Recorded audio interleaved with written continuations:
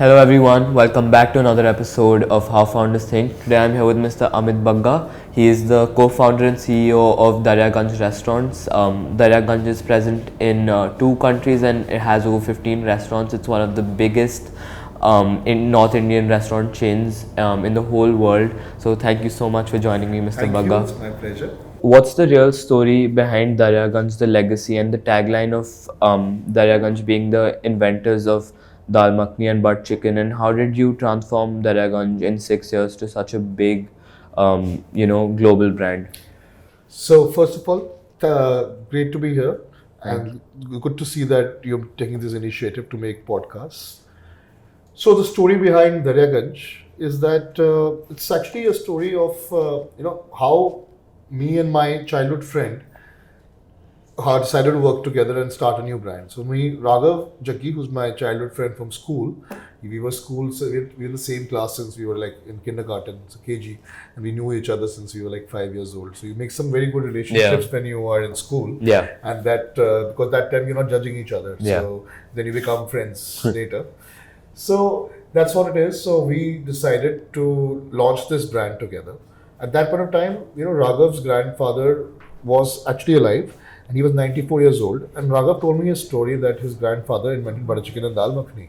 And I was like, wow, this is such an amazing story. And the whole world doesn't know much about it. And Raghav said, yes, I would want the world to know. So I said, why not just start a new restaurant as a tribute to his legacy?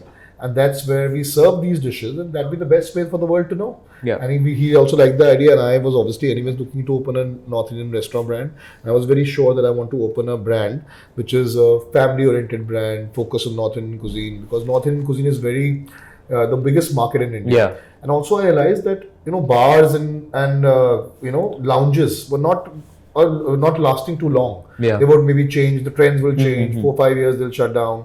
But restaurant places like who have been running, family restaurant places have been running for like 70, 80 years. So I realized what's the common thing about all of these family-owned restaurants or these family dining restaurants, which is making them run for so long. Yeah. One thing was loyalty, customer loyalty. Because see, you go as a kid, you grow up, you go there. Yeah. Then you grow up further, then you take your kids. So it becomes like a legacy, like a family restaurant. Exactly. For you. All generations go there. Yeah. And even you go up when you grow up, you keep going to those restaurants.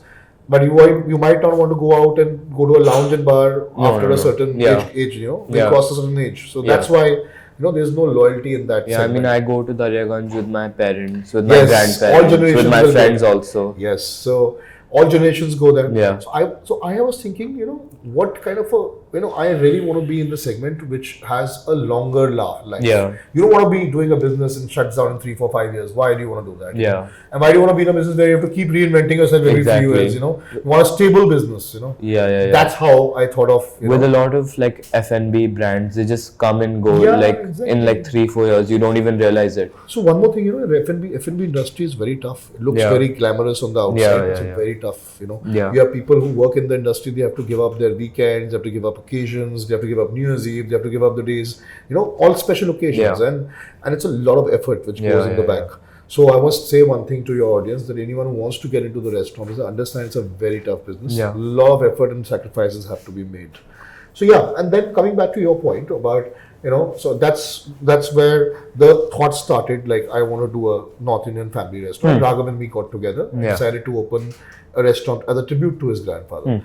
And his grandfather invented the butter chicken dal makhani in an area in Delhi called Daryaganj. And that's how we named it Daryaganj. And Daryaganj is the birthplace of butter chicken and dal makhani. Like, pizza was invented in Naples, so Napoli pizza. So we are Daryaganj butter chicken, Daryaganj dal makhani. So imagine these two top dishes in the world, butter chicken and dal makhani, which are there on every Indian restaurant's menu, were invented in Delhi in 1947 by Mr. Kundala Jaggi and his partners, which is amazing, And so that's how we started. And the second part of your question about, in the last 6 years, 2 years you can discount for COVID. 2 years we lost because of that. So we've come a long way. From the first year to today, we are about 10 times of our revenue, 10x of our revenue. Wow. And we've now opened 15 outlets. We are an international brand, multinational brand. We are in Thailand, Bangkok as well. Touchwood, we're doing very well there. And We've come a long way across now. Almost served 2.5 million customers till now, and sold about 500,000 butter chicken, 500,000 dal makhani, and 3 million breads. Yeah. So you spoke about how the F&B industry is really tough to get into and just a very tough industry overall. What do you think was your biggest challenge with Daryaganj and maybe some setbacks that you faced? Honestly, I actually faced more setbacks before that. Right. I actually learned from those setbacks, and I applied all of the learnings in Daryaganj. Okay.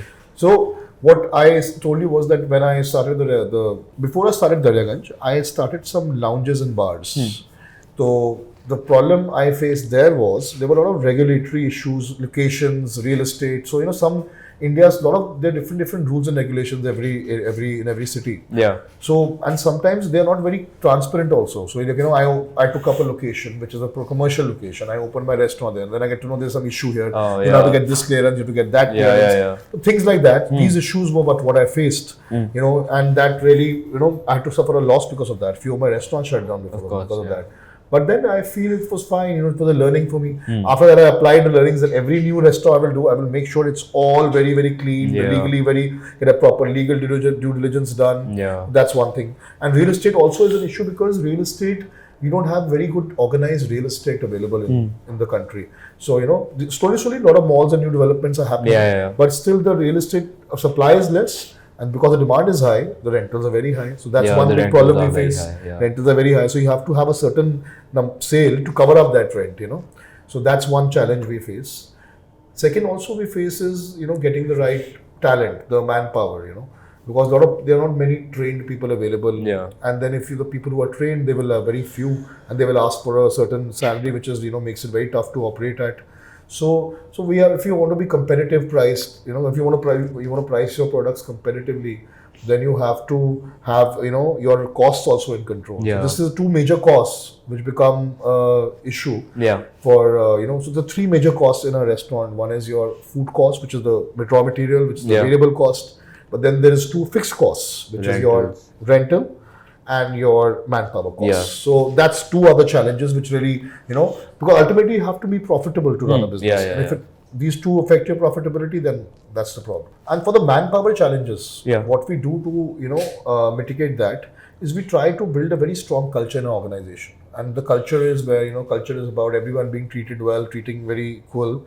Today, in your generation, we've been noticing that a lot of people don't want to get into the restaurant and hospitality industry because maybe they feel they are not treated very well. But that's something we want to change. And I'm taking the lead to change that.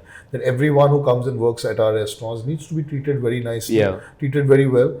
And everyone needs to be treated equally and not discriminating from where you come from, what religion are you from, what experience you have, what is your age. Doesn't matter. You come and work as a team member of our company. Right. And everyone needs to be treated the same. And you only judged on your performance, not on any other parameter. Okay. Yeah. That's what we have done doing, and that culture is helping us to retain a lot of people. So you went on the second season of Shark Tank, and Aman Gupta also invested in Daryaganj. So can you tell us about the Shark Tank journey and how the stage was like, how it felt? So, one lesson which I've always learned, and I always tell everyone that, a lot of us keep saying, oh, I wish, I could have gone to Shark Tank, or I wish I could have ended up here. But the point is, did you ever try? Yeah. But the point, and what the saying is that to win a lottery, you need to buy a ticket. Yeah. So if you don't buy a ticket, you don't win a lottery. So you have to try. Yeah. So I feel that a lot of people don't try. Anyways, for me, it was like one day I just came across a thing on the internet and it said that apply for Shark Tank.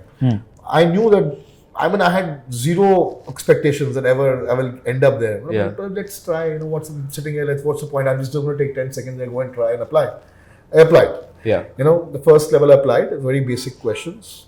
I got a mail a mail that you're in the second round. Okay. You want some more questions. Yeah. We're sending some more questions. I answered that third round. Then third round I had to send a video. Okay. Of you pitching the brand. Video pitching the brand. Yeah. They liked it. Then said, okay, next round. Fourth round, come to Bombay for an audition. Okay, so the fourth round I went to the audition for Bombay, and they were proper auditions of 1.5 hours. I was talking, and they were asking questions. Yeah. They were noting down things. So it was not so easy. Yeah. Then finally after that I got a call that okay, now you're in the final round. You have to come to Bombay to the Yashwat Studios and you'll be shooting the show there. You'll be shooting the episode there. Yeah. And it'll be a non-scripted thing. You will the first time I went and shot there was the first time I met the sharks. Yeah. I never got a chance to meet them before. Yeah. It was just impromptu. But Aman Gupta was a very big fan of your brand. Yeah, and that's what I got to know when I got to the studio. Because honestly, he must have come to our restaurant, but I never noticed him that much, you know. And I never knew, actually, I'll be very honest, I didn't know much about who was who. Yeah. So when I went there and he said, I've been to your restaurant, well, ab to ho gaya kaam. That's great. Now I was like very satisfied now that he said he's been to our brand. I don't really, you know, it gives me a lot of validation already. It became a great validation because, you know, he was from Delhi, so thankfully he had been to our restaurant. Yeah, I think most of the people in Delhi have been to your restaurant. Yeah. It's a household name now. We've served, like I said, we've served 2.5 million people in Delhi NCR only. So that's, and you know, then, so it just happened like that. And we were the first casual dining restaurant brand to ever be on Shark Tank. Yeah. In fact, the first thing which happened ever on Shark Tank was all the sharks were not sitting on those regular chairs. They were eating. They were on a table, sitting on a table, and I actually went and requested them. Yeah, that was a very cool setup. So I went there and I requested them, the Shark Tank team. See, they're sitting there. Imagine how do we serve the food? They won't be able to eat it. They got convinced. So I said, okay, let's put up a setup. So I very smartly put a maroon colored, tablecloth, which was my brand color. Yeah. I put table lamps, which are on my table in Delhi. I said chairs should be matching my chairs, a rattan type of chairs. They found those chairs from a prop guy. We put up that thing. So it gives the maximum feel of a restaurant. Yeah. And then we served it with the same crockery and cutlery. Interestingly, we had to serve the food there live. We could not get it frozen from Delhi. Yeah. So what I did, it's like something, you know, see when you, like that's what we all have to do as entrepreneurs. You have to figure out solutions immediately. Yeah. So I called up a friend of mine and said, your restaurant is very close to the studio. Can I call my team from Delhi and they can cook my butter chicken there? He said, okay, no problem. So in the morning, my team they get all the masalas ready, get all the basic ingredients ready. They come to Bombay. They go straight to the kitchen. They start, you know, prepping for the tandoori, prepping for the butter chicken. Then I said, okay, whenever I call you, you start making it. And the moment you make it, you come and deliver to the studio. That's how I linked, kind of coordinated it. Yeah. So when the Shahs actually tried the food, and they loved it. Yeah. It was served fresh, straight from the kitchen. And that was what we did. Imagine, you know, the guys coming in the new kitchen and just cooking it and serving it. Exactly. So that's the learning for everyone, that as an entrepreneur, you have to think of, you know, you can't just accept everything. You have to figure out solutions. You know, you have to be innovative in your ideas. Because if I would have thought, oh, maybe I get the thing packed from Delhi and I get it here and heat it up, it wouldn't have tasted that good. No. So I said I wanted to be served the best way. And for that, I had to figure out the solutions. I found it somehow. Exactly. You know? Going on Shark Tank, it's the most viewed episode in Shark Tank history. So what was the feedback Daryaganj as a brand received after the episode went live?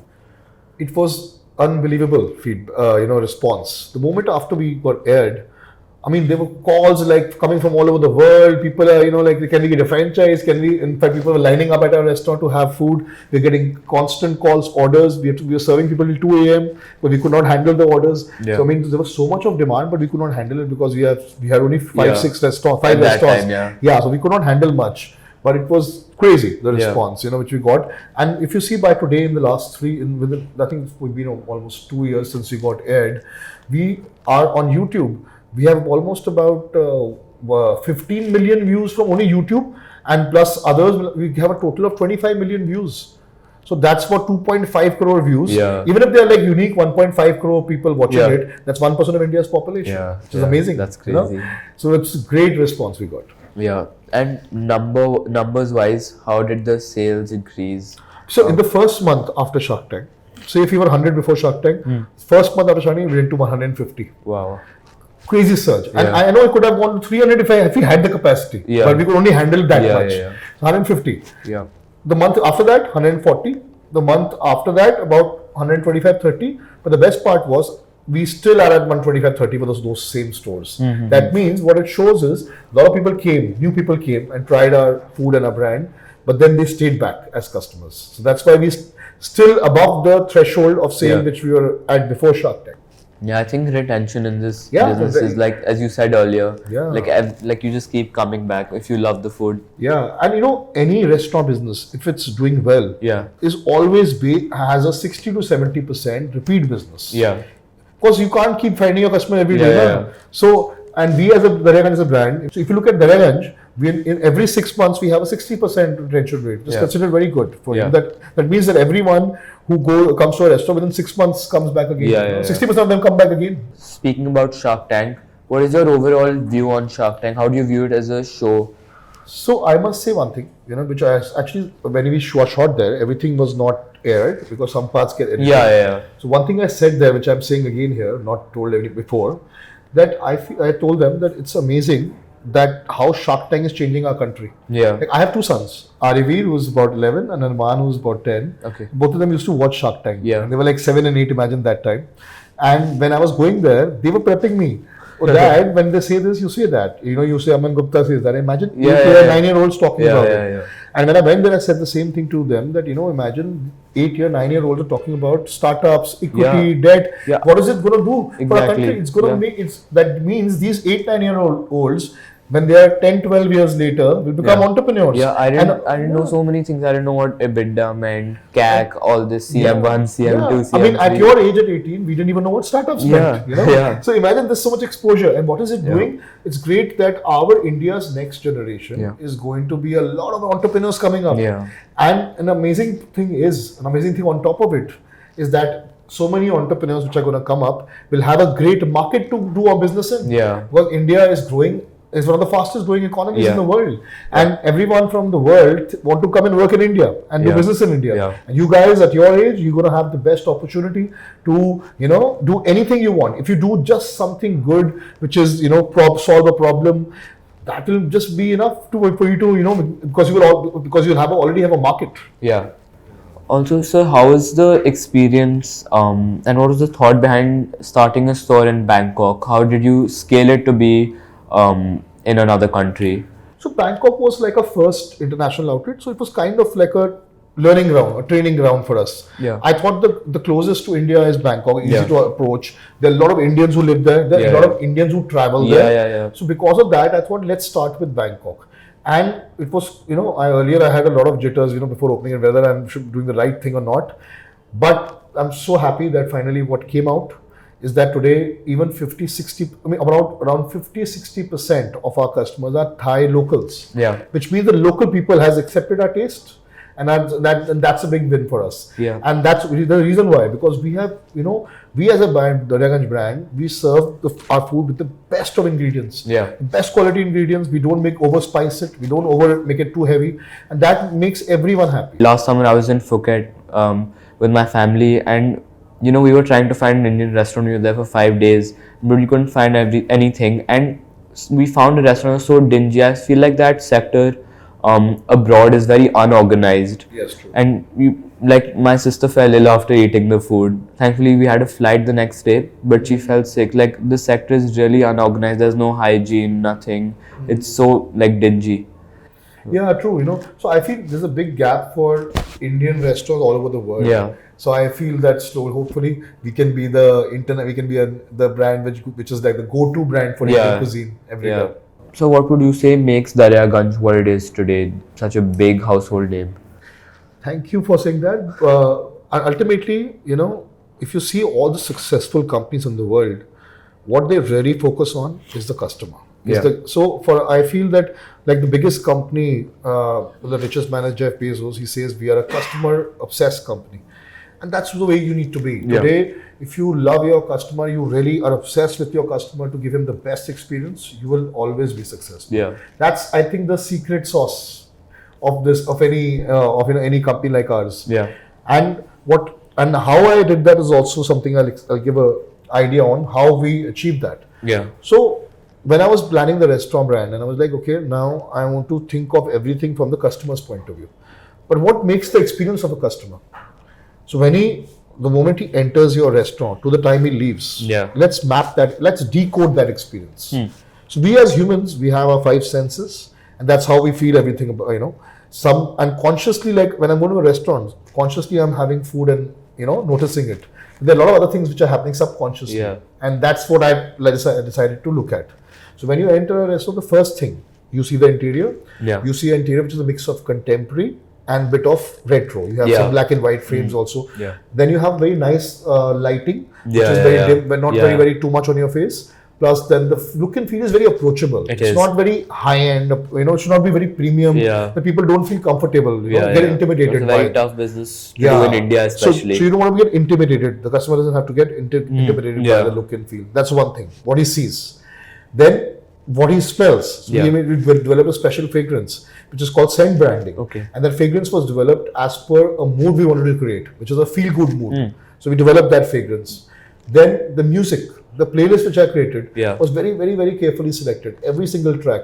So it's a young artist singing it in an unplugged mode, but it's a song which is an old 80s, 70s song. So that everyone is happy. All generations are happy.